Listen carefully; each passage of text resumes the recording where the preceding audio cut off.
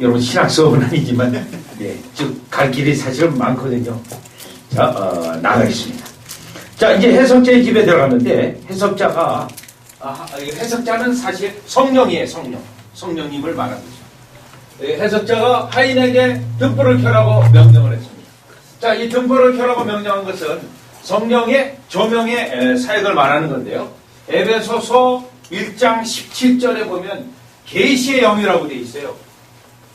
계시의 영이요. 그리고 18절에 보면 한번 가보겠습니다. 여러분 에베소서 1장이 사도신경의 원형이에요.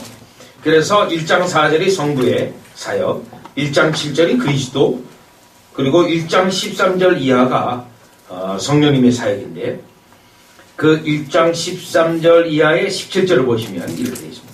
17절에 우리 주 예수 그리스도의 하나님 영광의 아버지께서 지혜와 계시의 정신을 너희에게 주사. 이게 성령님이에요.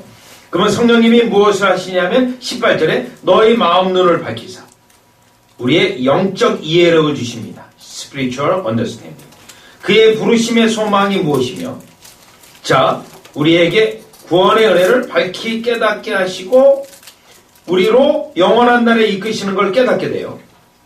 그래서 성도 안에 그 기업의 영광의 풍성이 무엇이며 결국 구원을 온전히 이해하게 하는 건데 바로 그거를 우리가 신학적으로는 성령의 조명의 역사, 일루미네이션 이렇게 부르는데 지금 이 해석자가 하인에게 불을 켜라고 했습니다.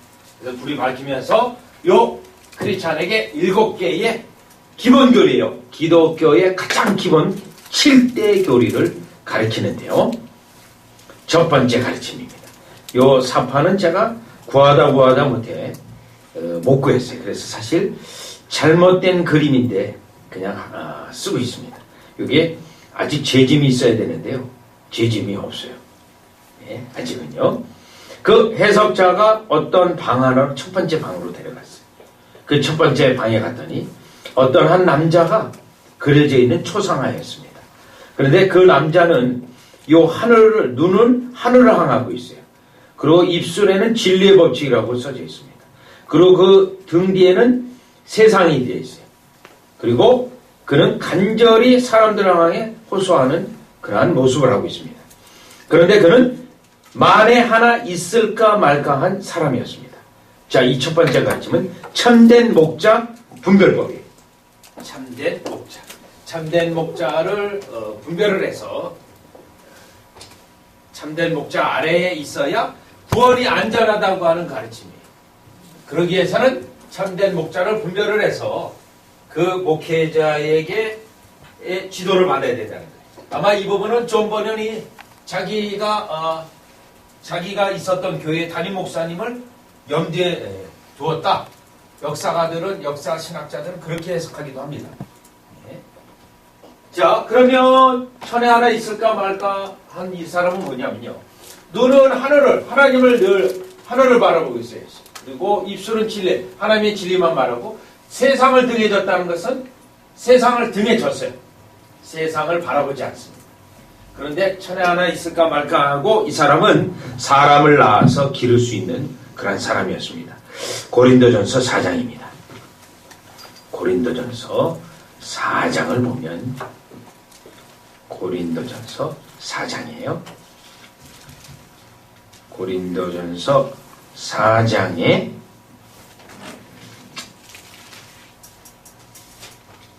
가보시면 15절입니다. 4장 15절을 보면 그리스도 안에서 1만 스승이 있으되 아비는 많지 아니하니 그리스도 예수 안에서 복음으로써 내가 너희를 낳았습니다. 요겁니다. 요 구절이 반영된 가르침인데 1만 스승이 있으나 아비는 많지 않아요. 뭐죠? 가르치는 사람이 잘 가르치는 사람은 얼마든지 있을 수 있어요. 목사. 그런데 그거 가지고는 안 돼요. 뭐를 해야 되냐면 그리스도 예수 안에서 복음으로써 내가 너희를 낳아. 생명 낳는 원리. 생명 낳는 성령의 역사의 전문가예요. 사실은. 성령의 역사의 전문가가 되어서 한 영혼이 회심하기에 이르기까지 여러분 돌볼 수 있는 낳을 수 있는 거예요. 생명을 낳을 수 있는. 한마디로 얘기하면 성령의 역사의 전문가들. 로버트에서 영혼에 일어나는 성령의 역사에 대해 전문가예요. 사실 이 부분은 상담신학이기도 한데요. 그래서 청교도 가운데 상담신학의 가장 최고의 인물은 로버트 볼턴이라는 사람이 있어요. 아예 로버트 볼턴이라고 하는 사람이 있었는데 이 사람의 작품 자체가요. 영혼의 치유예요. 영혼의 치유. 그래가지고 영혼이 이와 재심하는 과정을 여러분 거의 24단계로 나눠가지고 봤어요. 왜 24단계로 나눴냐면요. 이 영혼이 정말 예수님에게 가고 있는지 아닌지 그걸 확인하는 거예요. 그게 이제 이 본문에서 말하고 있는 영혼을 알 수 있는 참된 목자를 이렇게 말하고 있습니다. 그래서 이 청교도들은 목사님을 영혼의 의사로 보았고 영혼의 질병을 고치는데 전문가로 보았고 또 그 영혼이 한 영혼이 생명이 오기까지 끝까지 돌볼 수 있는 그러한 것을 말했습니다. 이러한 목자를 만나야 나의 구원이 안전하다는 거예요. 그래서 첫 번째 가르침입니다. 그러니까 여러분 이 부분 보면서 갈라디아서 4장 19절에 여러분 내가 해산의 수고를 다시 하겠다. 그 말도 했죠. 사도 바울은. 그 다음에 여러분 데살로니가 전서 2장을 보면 중요한 단어가 하나 있는데요. 2장 7절이요. 데살로니가 전서 2장 7절을 보면 오직 우리가 너희 가운데에서 유순한 자 되어 유모가 자기 자녀를 기른과 같이 하였으니 여기 유모라는 단어가 나옵니다. 여러분 이 유모는 널싱 마더입니다. 모유로 키우는 어머니예요. 즉 자기의 생명을 주는 목자입니다. 생명을 주는 목자. 예수님의 말씀 요한복음 10장에 참된 목자는 양을 위하여 생명을 던지지만 거짓 목자는 양을 통해서 얻으려고 하죠. 자, 참된 목자 분별법. 여기서 성령의 역사의 전문가인 영혼을 질병을 꿰뚫고 있는 고칠 수 있는 그러한 목자 밑에서 신앙생활을 해야 된다. 그래야만 천국에 안전히 들어갈 수 있다. 이 가르침입니다. 두 번째 가르침입니다. 두 번째요. 여러분 루터교 신학교 가면 요 가르침을 가지고 이게 루터교 신학교 가면 루터교에서는 이걸 한 학기를 해요. 율법과 복음과의 관계. 율법과 한 학기를 하는데 두 번째 가르침은 이렇습니다. 자, 지금 크리스찬을 데리고 해석자가 두 번째 방을 들어가는데 어떤 한 사나이가 방을 쓸어요. 방을 쓰니까 뭐 먼지가 나가지고 숨을 쉴 수가 없어요. 그때 아가씨가 들어와가지고 물을 뿌려요. 그러고 나서 방을 씻으니 깨끗해졌습니다. 자, 그러면 이걸 뭘 말하냐면 지금 이 사나이는 율법이에요. 율법이라는 자가 들어와서 방을 쓸 때 이 먼지는 뭐냐면 인간의 내면의 부패성, 원죄와 자범죄를 말해요. 원죄. 그런데 율법이 들어오기 전에는 이 죄가 죄인지 몰랐어요. 로마서 7장 7절에 있는 것처럼 율법이 우리의 심령에 들어와서 죄를 깨닫게 하는 거예요. 그런데 이 율법은 죄를 없이 하는 기능이 없습니다. 율법이요. 그러니까 이 먼지가 가라앉지도 않고 더 더러워져요. 이것은 요 방은 더러운 방은 인간의 내면을 말하는 거고 요 율법이에요. 죄를 못 없앱니다. 그때 복음이라고 하는 아가씨가 들어와서 물을 뿌리고 쓰르니 깨끗해졌어요. 이 복음으로 인하여 심령이 거룩하게 되는 걸 말해요. 율법으로 심령이 되는 게 아니고 이거를 이제 율법과 복음과 함께인데 그러면 여러분 여기서 중요한 건 뭐냐면 율법이 루터의 말이에요. 이 말은 루터는 이 말을 했어요.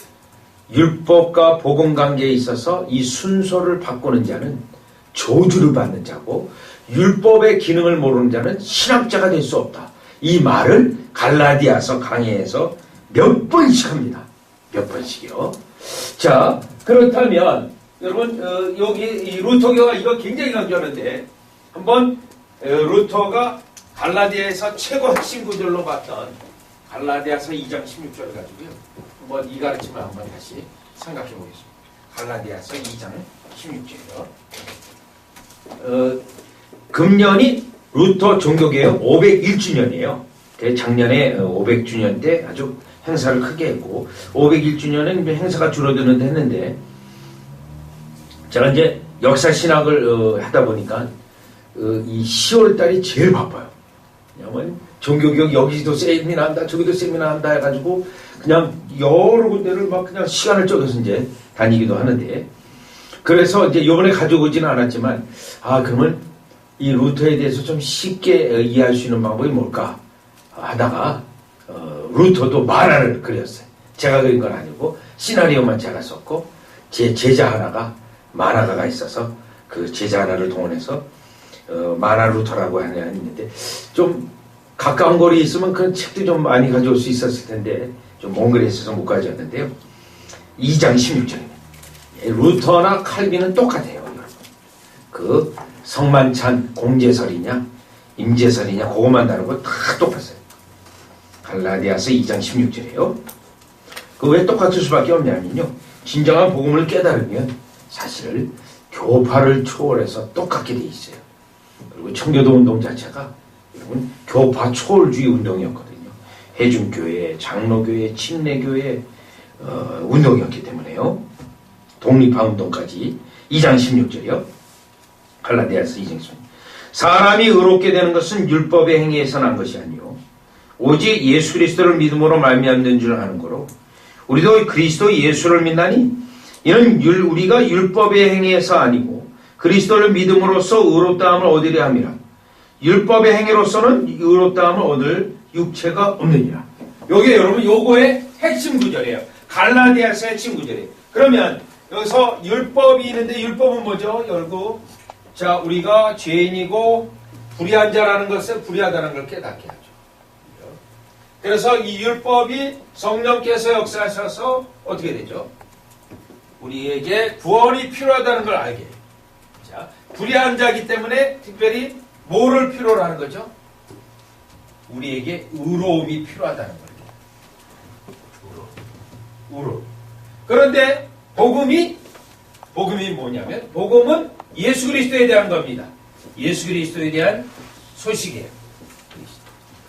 그러면 이 예수 그리스도에 대한 소식 가운데 예수님에 대한 것 가운데 예수님 안에 어제도 말했지만 예수님 안에 하나님 아버지가 뭘 마련해놨는가?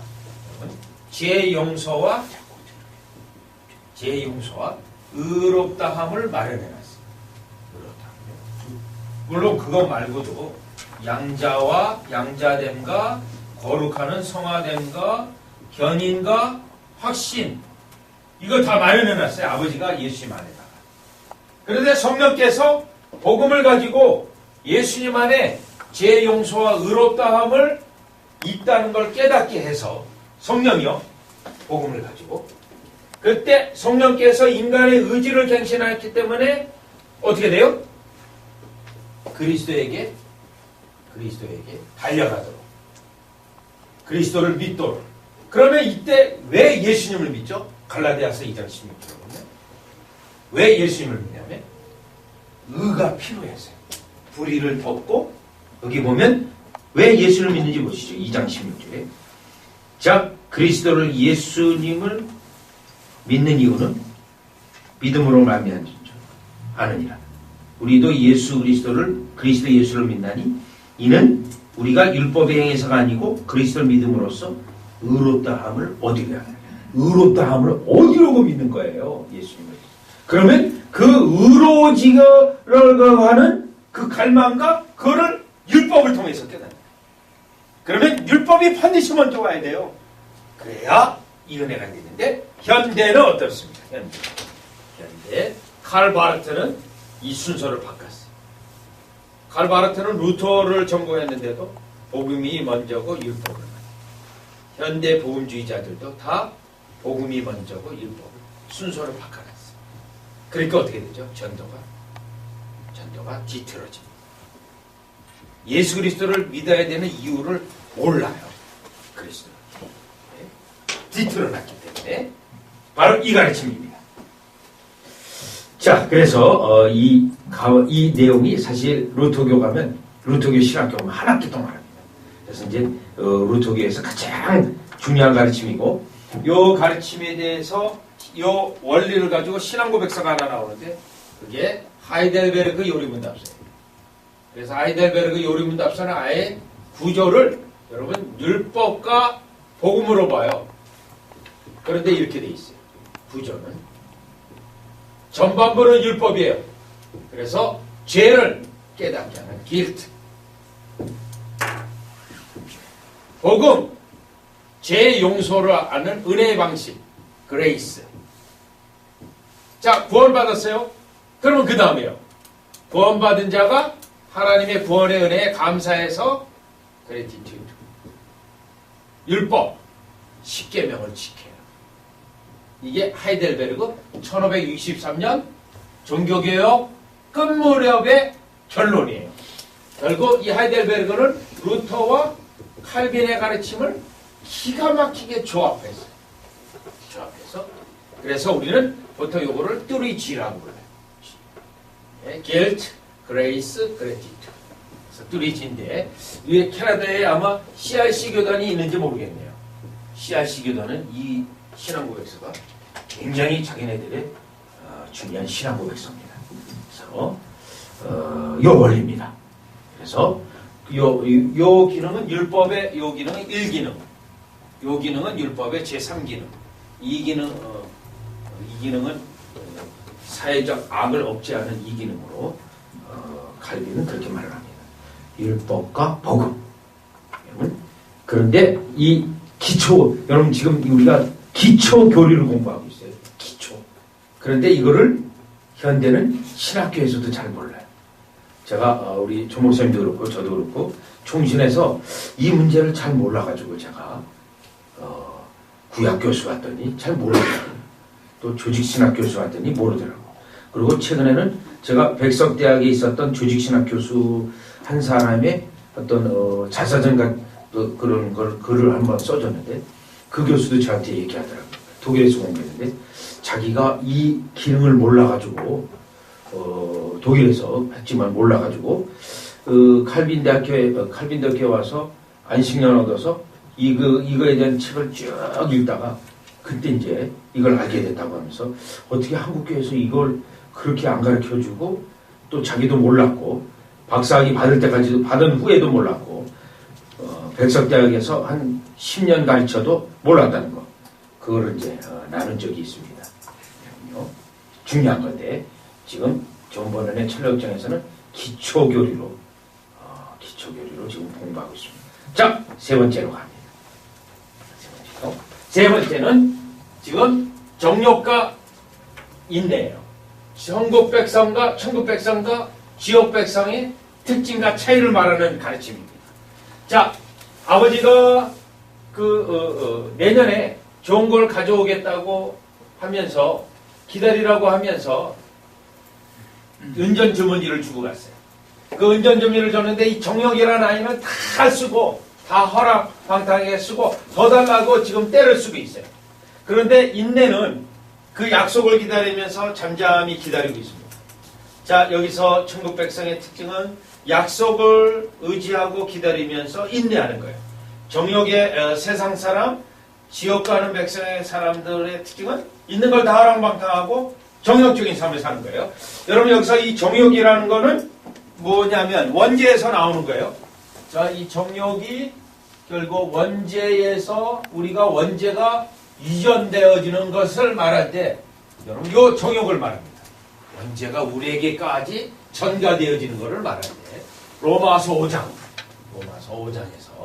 5장에 있는 내용이에요. 사실은요.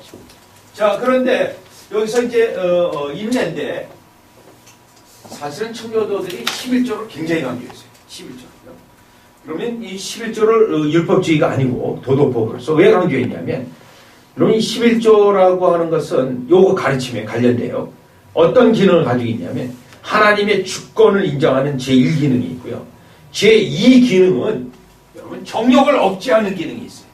자꾸 내가 더 쓰고 싶은 것을 억제해요. 왜? 하나님께 드렸으면 그 드린 만큼 우리가 억제되잖아요. 그거는 우리 용도로 못 쓰잖아요. 그렇기 때문에 두 번째 기능이 중요합니다.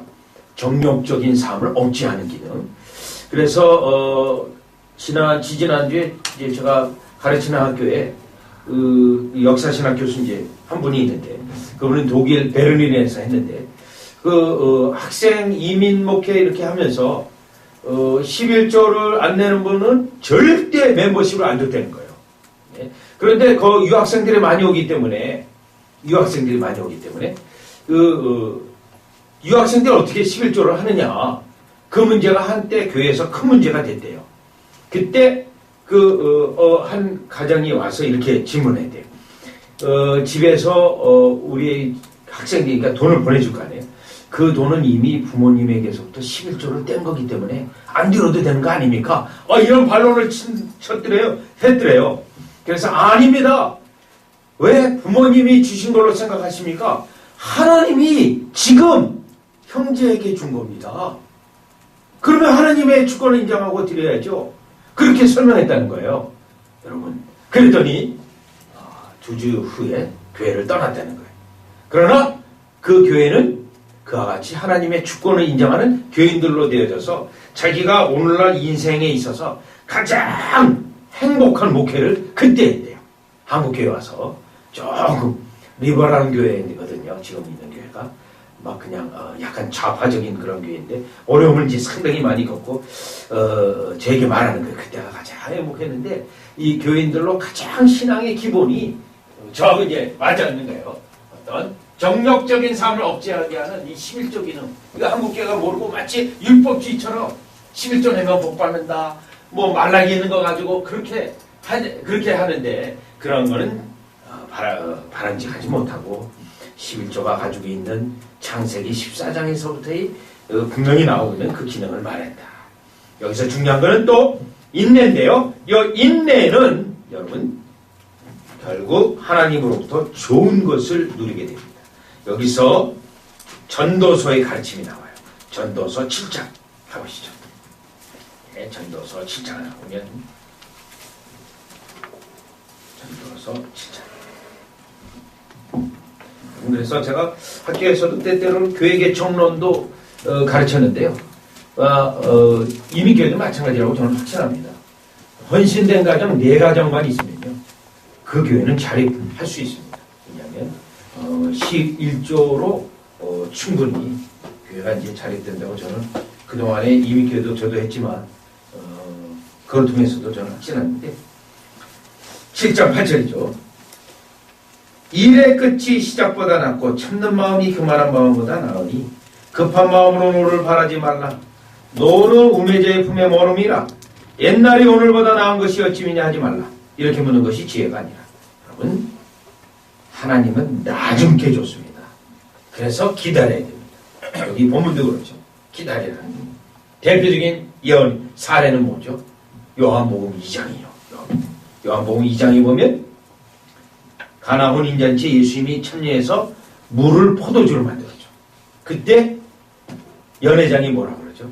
사람마다 처음에 좋은 걸 내고 취한 후 나중에 나쁜 것을 내거늘 어찌하여 이 나중에 좋은 것이 나느냐. 네, 주님이 주신 거라서 그랬어요. 주님이 주신 것은 나중에 훨씬 좋습니다. 이거를 이제 존 버넌이 끌어내서 이걸 가르칠 때 그걸 적용해요. 그래서 인내는 좋은 것을 결국은 얻게 됩니다. 자, 그 다음에 이제 다음 가르침으로 넘어갑니다. 다음 가르침은 요거 가르침은 성도의 견인교리예요. 견인교리요. 자, 이 견인교리는 지금 그 다음 방으로 들어가서 해석자가 그 벽난로가 있는 곳을 데려가는데요.